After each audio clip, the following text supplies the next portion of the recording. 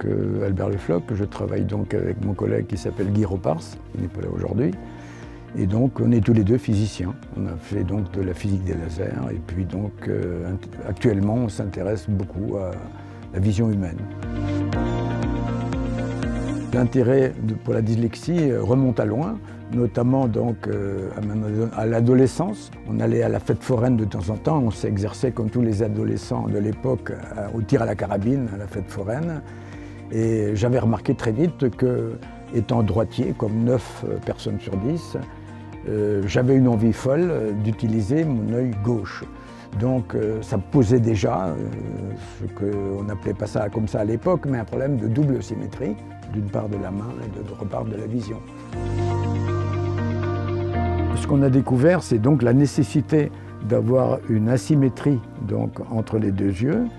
Et donc lorsque chez certaines personnes, il n'y avait pas cette asymétrie, curieusement, ils pouvaient se retrouver avec 2 yeux qui étaient tous les deux trop bons, c'est un paradoxe, mais qui provoquent des ennuis, c'est-à-dire un encombrement visuel, c'est-à-dire que quand ils lisent un message, eh bien, ils sont victimes du fait que le message est entouré d'informations qui ne devraient pas être là, des informations parasites, qui les gênent dans la lecture, qui les troublent et qui, évidemment, les embêtent dans toute leur scolarité, voire leur vie. Les images parasites sont des images qui passent d'un hémisphère du cerveau, d'une moitié du cerveau, de l'autre côté. On sait donc que les images parasites arrivent un peu après l'image initiale. Et donc on va utiliser ce petit délai pour hacher la lumière, en quelque sorte, et c'est ce qui fonctionne quand on fait donc les systèmes qu'on a proposés, à savoir donc des lunettes qui sont donc modulées dans le temps et qui font que les images parasites disparaissent.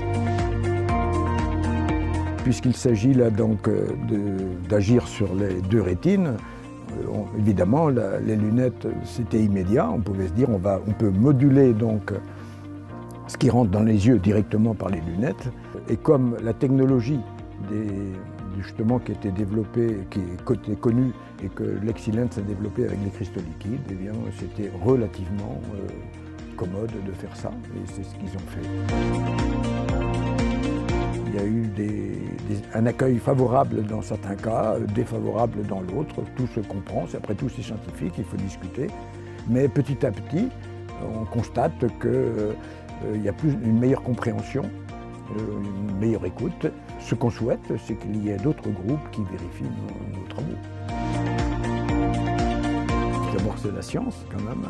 Comme disait Marie Curie, rien n'est à craindre, tout est à comprendre. Et bon, en plus derrière, il y a quand même l'intérêt des enfants. Et rien ne nous fait plus plaisir, à moi et à mon collègue Guy Ropars, que de voir un enfant qui s'en va d'ici avec le sourire.